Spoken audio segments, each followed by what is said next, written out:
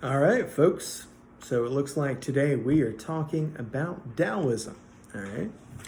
Taoism, for those that don't already know, if you've ever seen the yin yang symbol, which, unless you've lived in a cave for the last, 100 years, is, probably one of the most well known symbols in, all of human existence.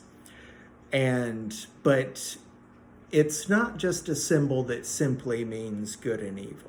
In fact, one of the things we're about to learn is that the philosophical school of Taoism really doesn't even necessarily believe in the concept of good and evil.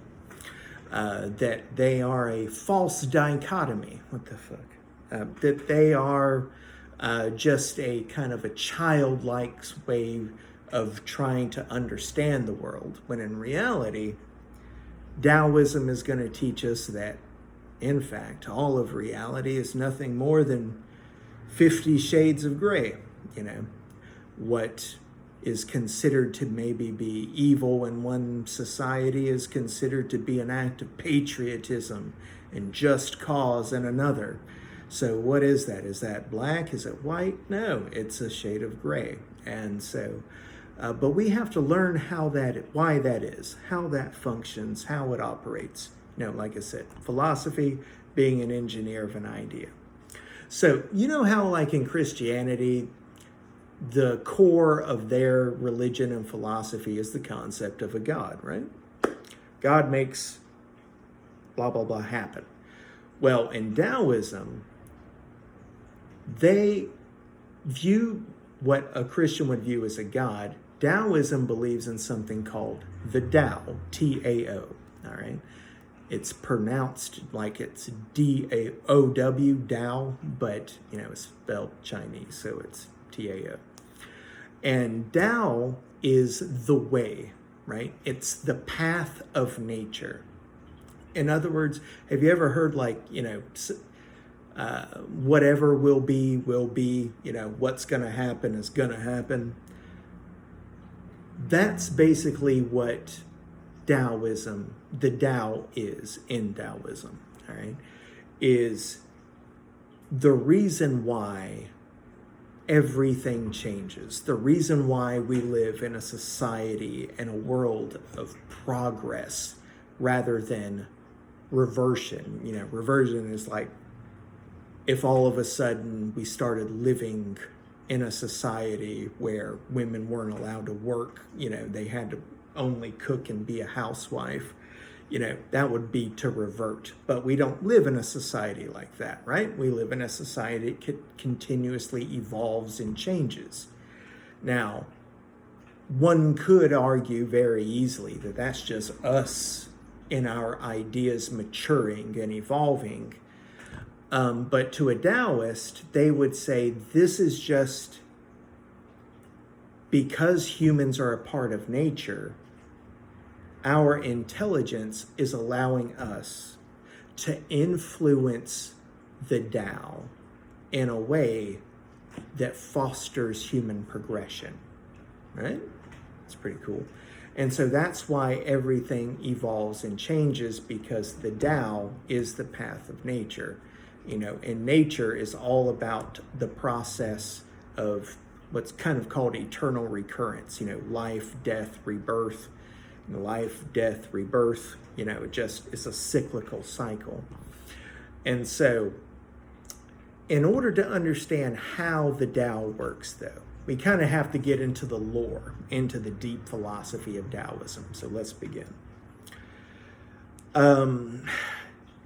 Taoism initially believes that all of reality is made of 10,000 manifestations, all right?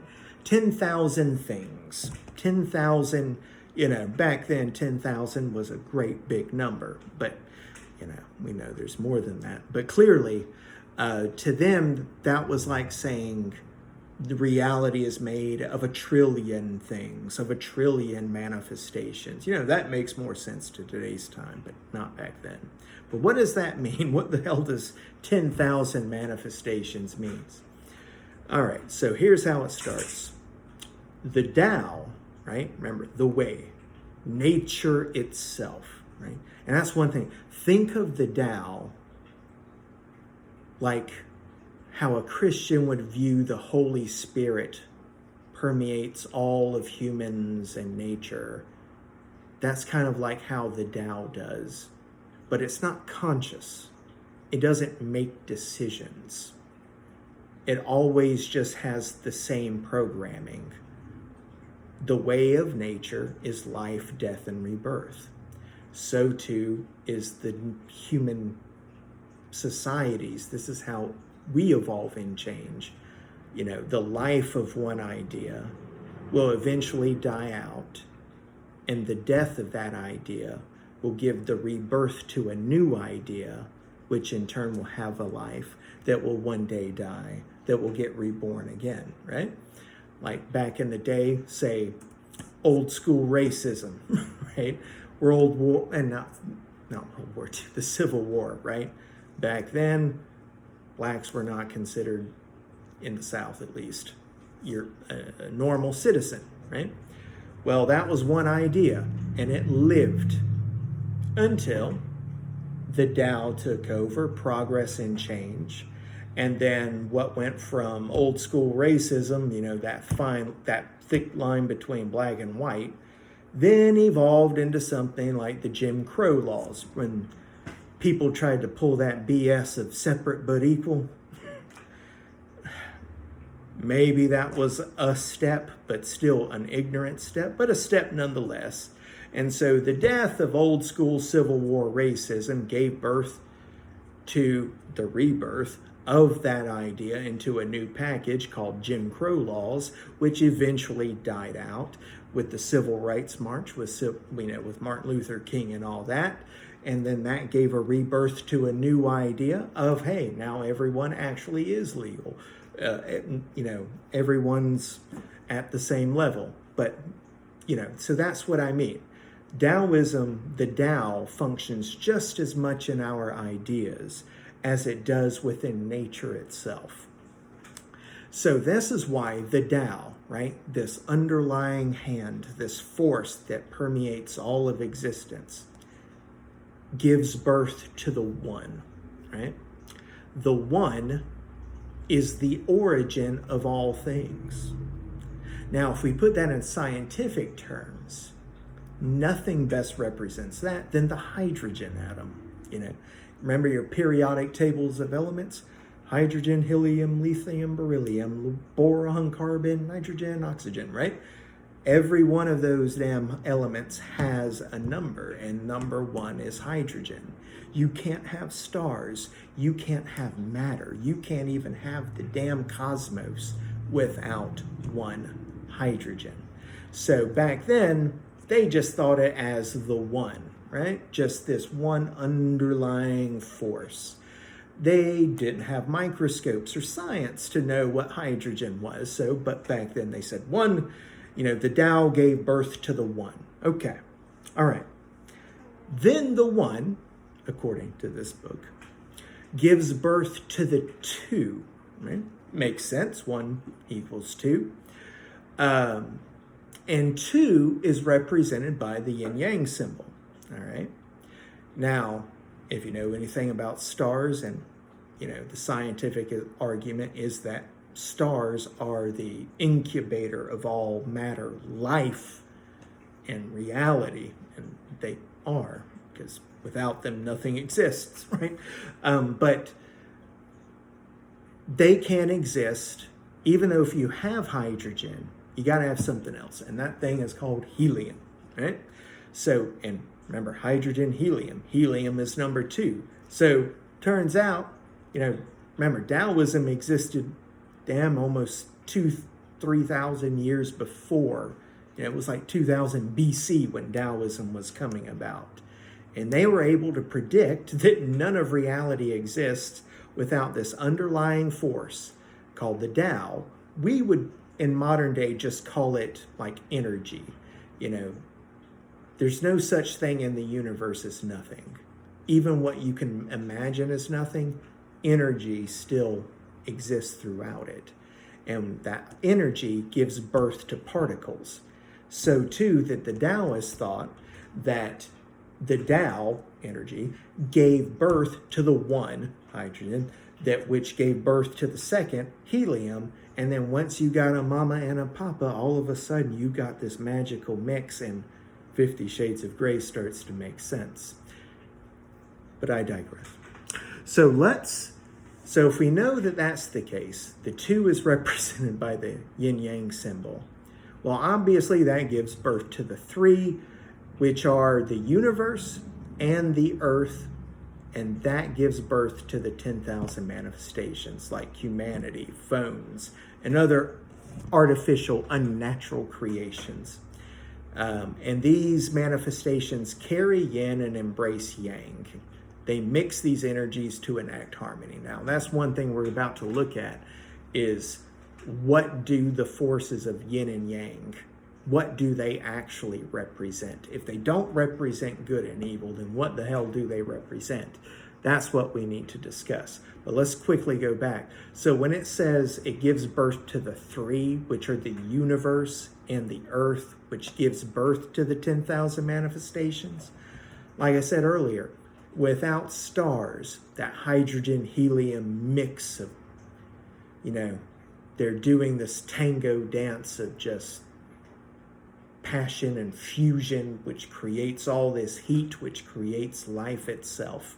Without that dance, you don't get the 3. You don't get the universe. You don't get the solar system. You don't get the planet. You don't get anything, right? So without the dance of the yin yang, the 2, if you don't allow that to give birth to the 3,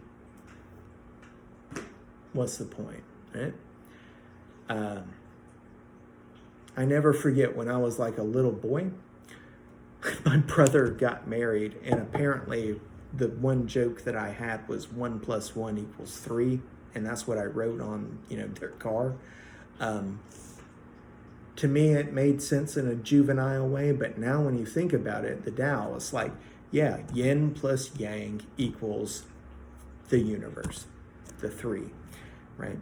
And so, I'll be damned. But let's get into the actual yin-yang itself, right? Because as we can see, if you're taking this class, watching Westworld, or anything, that there's always 2 active forces that are working seemingly against one another. But in reality, one can't act against the other without the other existing, right? It's like saying you can't do a good act without evil existing. You can't do an evil act without good existing. If every day is a sunny day, then what the hell is a sunny day? So the yin-yang symbol does not represent this either-or situation. It doesn't mean that you're either a dark force or the light force. It's not a Star Wars-like situation. So here's what it means.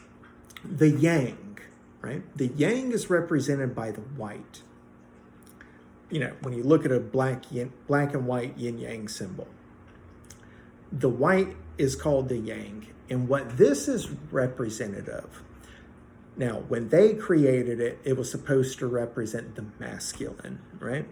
But their definition of masculine was active forces, right? In other words, yang represents activity, okay?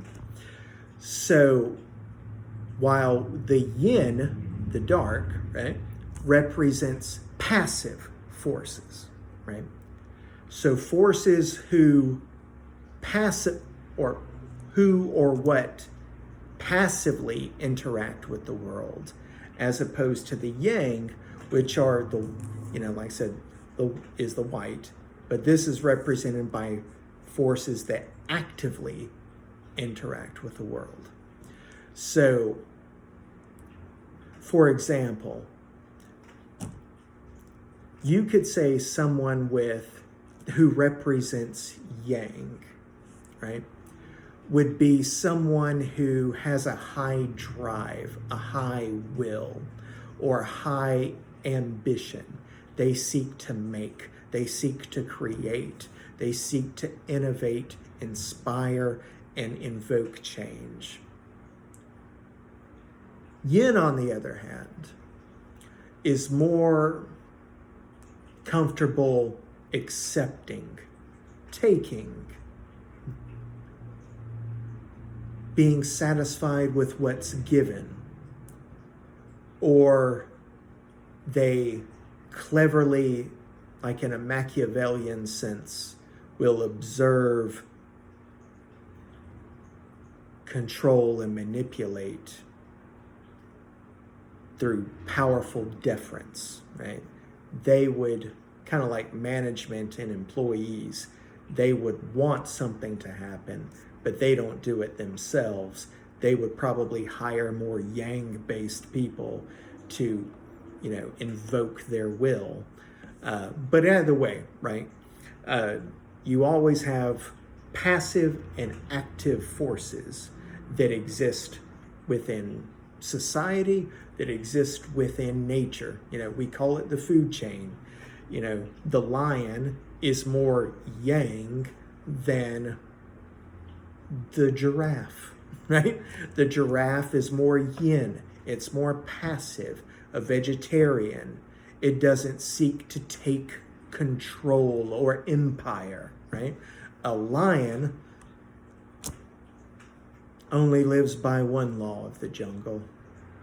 And that's when a lion is hungry, he eats, right? He takes what's his. And that's what a lion does. And that's why a lion, or in an Asian sense, more accurately a tiger, would be represented by yang, right? So now the cool thing about the yin-yang symbol is, even though we could see these two forces as being polar opposites to one another, right? That would be incorrect, right? The symbol presents them as, and this is an important concept, as interdependent, right? And interdependent means that you essentially one cannot exist without the other, right?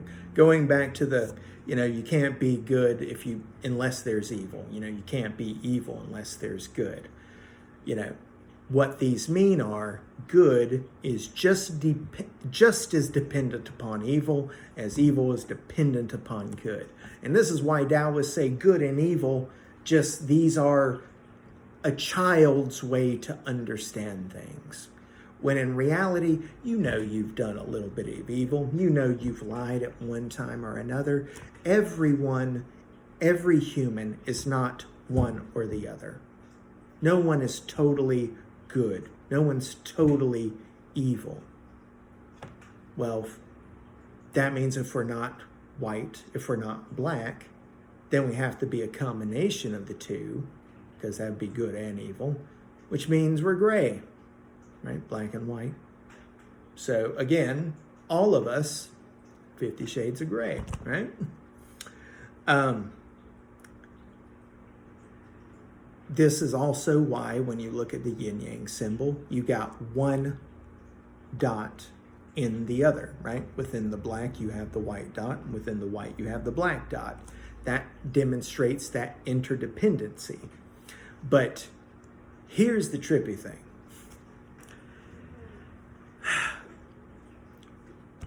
The yin-yang symbol represents the world we live in, right? And we know that this world is like the ocean. And the Tao is like the undercurrent to the ocean. It dictates where everything goes in that ocean. That also means, if you flash back to our Thomas Aquinas lecture on the existence of God, remember how he said, the first proof was the unmoved mover. Now, this was not an original concept. Aristotle first coined the term unmoved mover, and that's where Aquinas got it from. But even back then, they knew that nothing in the universe was stationary, nothing was static.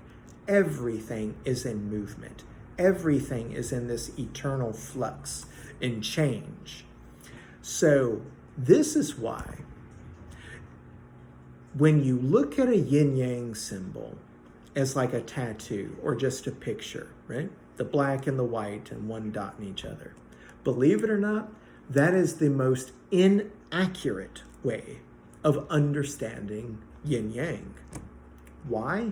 Because when you look at it, too many people think it represents good, evil, right, wrong, dark, light. That's not the case, right? Black and white, right? Imagine it in your head. Well, if everything is in movement, right? Remember, the whole universe is in movement, including human societies through progress and change, always in movement. That means the yin-yang symbol should be moving as well because it represents all of life. Well, if it were like a little spin top and you spun a yin-yang symbol like you would a dreidel, you're not going to see black and white. You're going to once again see gray. And that gray demonstrates the interdependency of the black and the white, right? You don't have black and white. So if you're going to actually, in all faith and integrity, look at an accurate yin-yang symbol, you're honestly just going to look at a gray circle. And that's it. Believe it or not, a gray circle is the most accurate picture of human nature and how we interact with reality. All those years at art school wasted.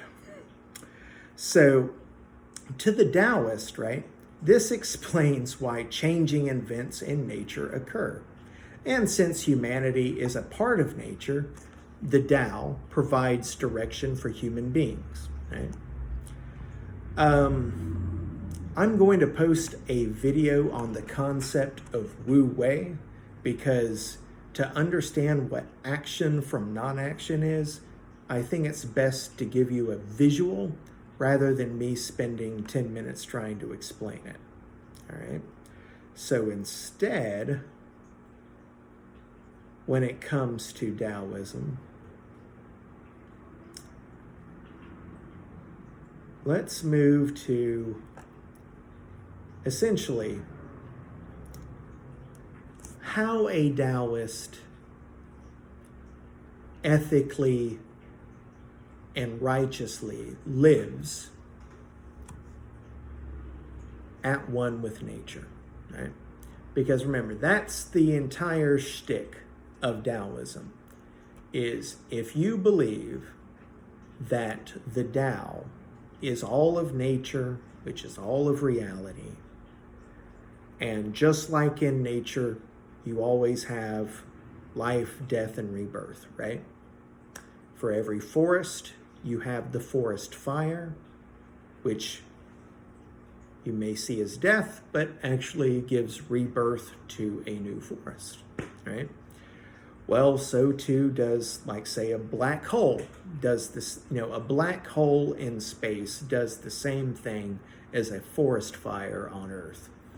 It just eats and destroys death, while at the same time, once the energy is spent, supernova, rebirth, right? Magical process. So we're going to understand what is called the 6 steps to understanding how the Tao works in human society and how to become one with the Tao. And if you become one with the Tao, you automatically become, according to the Taoists, probably the most ethical, moral paragon of human virtue that could possibly exist. All right. So the first step is, one, you must understand that everyone everyone acts to fulfill their desires, right? It doesn't matter what desire it is, whether it's to make more money, whether it's to heighten one's ego, whether it's to be seen as charitable, whether it's to blah, blah, blah. Everyone has a desire. And it may just, remember Machiavelli, that desire just may be just a chess move in their, game of life. Who knows? But you have to understand that everyone does everything because they want to fulfill their desires. Anyone who says any differently is a damn liar, all right? Like Thomas Hobbes says, that everyone does what they do because of one simple reason. It makes them feel good. We do everything that we do because it makes us feel good. And that becomes a desire, especially in a society that's as comfortable and lavish as America. So once you know that, hey, my selfish desires, or even if you don't like to say that you're selfish, your desires, that's your driving force behind everything. It's the reason you're in college. It's the reason why you did well in high school. It's the reason why you want to always become better than you are, is because you have the desire to do that. Pretty basic, right? So once you know that, one, people act to fulfill their desires, we have to understand the second step, which is that the result of many people trying to satisfy their desires is competition and conflict, all right? Because what happens when I desire A, you desire A, but A is only going to go with one person. This is what we call a zero-sum game. Only one of us is going to get that, right? And so when desires overlap, you are going to get competition and conflict, all right? Which breeds the third step, which is, in order to provide peace and harmony among competing individuals, we will obviously create standards of rightness and morality, right? You may call them laws, right? In order to prevent, say, capitalism in America from being so dog eat dog, this is why, for instance, we created the monopoly law, right? That no one company can become a monopoly unless you're creating a cure for this coronavirus, right? Always loopholes to something. But anyway, wherever there's competition and conflict, whether it's in economics or whether it's the NFL or the NBA, you got competition, you gotta have rules. Because if you don't have rules, then the strongest person on the court or the richest person in the economy is always gonna be right. Might will always make right. So in order to prevent that, provide peace, we have to establish systems of human rightness and morality, which breeds step 4. But moral standards, sadly, just don't solve the problem, right? You create a law create a 15-foot wall to keep me out of your country. Why wouldn't I build a 16-foot ladder, right? So just because we have laws, rules, and expectations, that doesn't mean that's going to solve the problem, right? I remember reading one thing about when the big cocaine trade was coming in from Colombia, when we had the most strict and stringent border standards, was oddly enough when cocaine sales were the highest in America.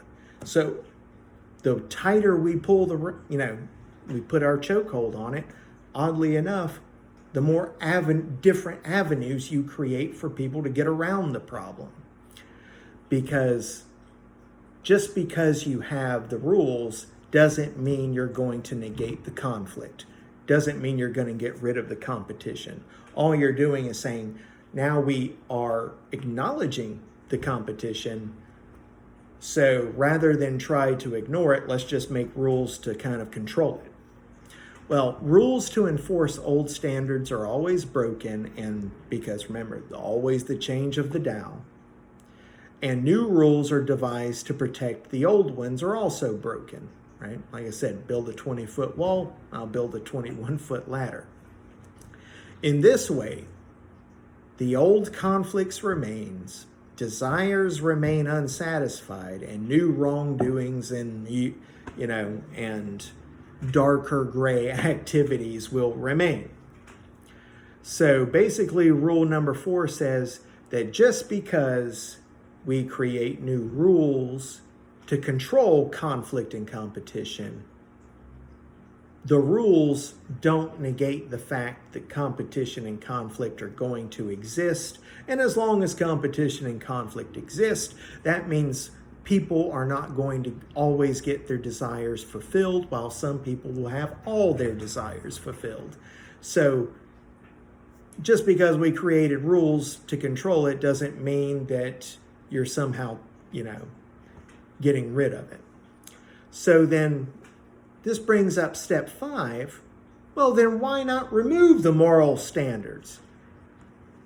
The problem is they cannot be abandoned until the source of the desire is given up, right? Like I said, if you get rid of the laws, then you're just kind of creating this capitalistic anarchy where corporations and the rich will have absolute carte blanche, where they can do whatever the hell they want to. Obviously you don't want that to happen. But at the same time, you got to have them for society to exist the way that they do. So why not just remove them? Because it doesn't matter whether you're rich capitalist society where it's all about the appetites, or you can't give them up, because you can't give up the laws, because as long as humans desire things, you're gonna need to have a check on those desires. Which leads us to step number 6, which says that actions arising from desires can only be given up when we adopt the natural order of things, and only then are we following the Tao. All right? So what this means is that basically, when they say actions arising from desires can only be given up when we adopt the natural order of things, what they're saying is desire is the source of all of suffering, right? If you didn't desire anything, then you would never feel sad. You would never feel want. You would never feel really need. You would only feel like you just need to be at one with things. Someone once made the joke that when you are at one with the Tao, it's like having that 3rd or 4th glass of wine, or the 2nd shot of whiskey, or the 5th beer. When all your inhibitions are lowered, when you really don't desire things, and you're just kind of there, right? When you're just at one with things, when you feel life just kind of wash over you, you feel a sense of euphoria, temporary as it may be, but you feel it. Now imagine if you're able to do that when you're sober. The way you do that when you're sober is essentially you just don't give a shit. You just don't care or want anything. And anything that happens to you is because it's kind of meant to happen.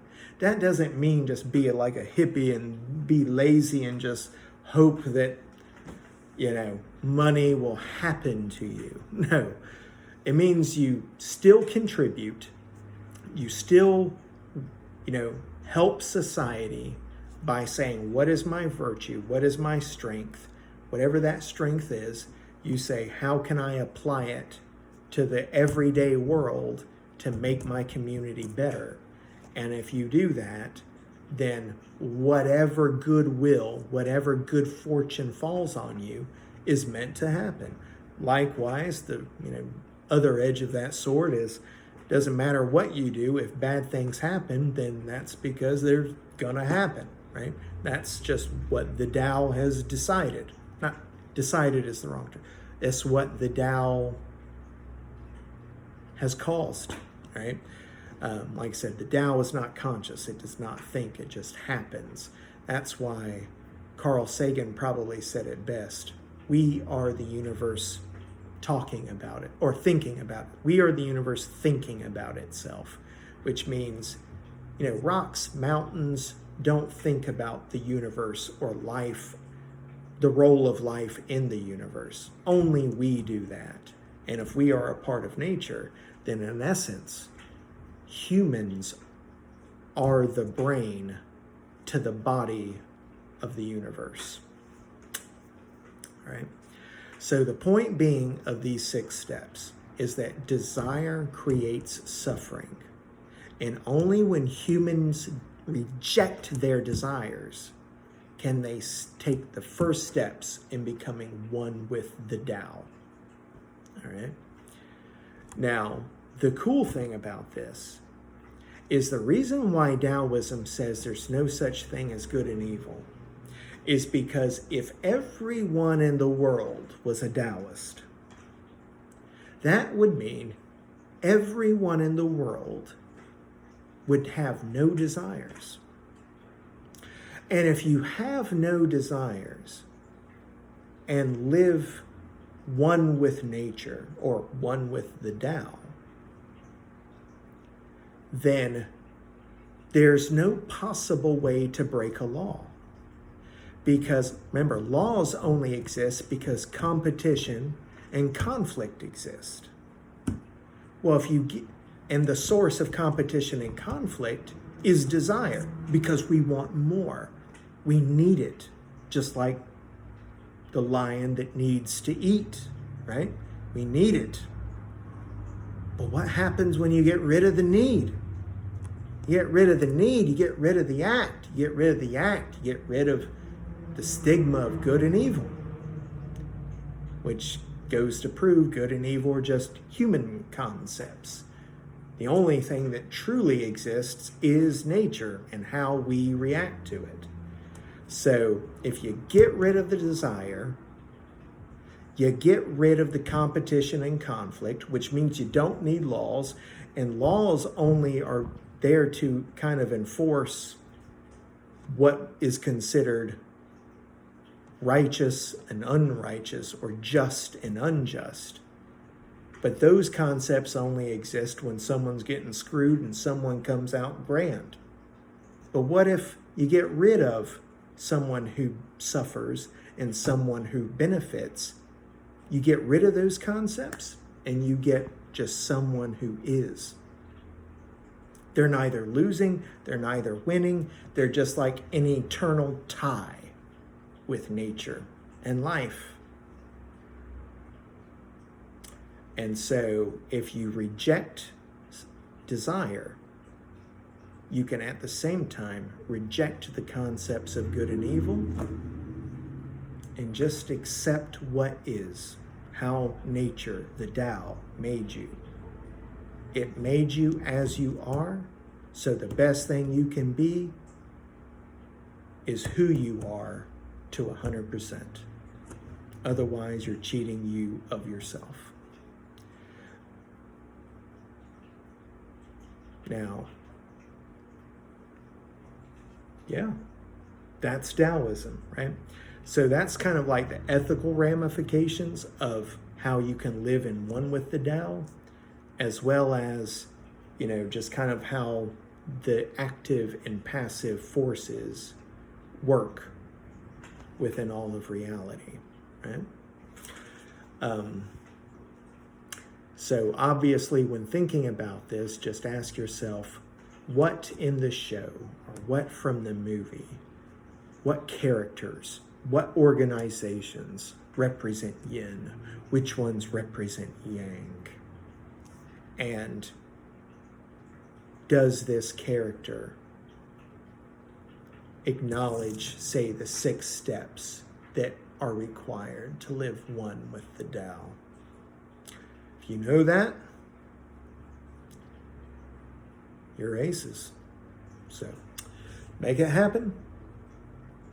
See you till next time.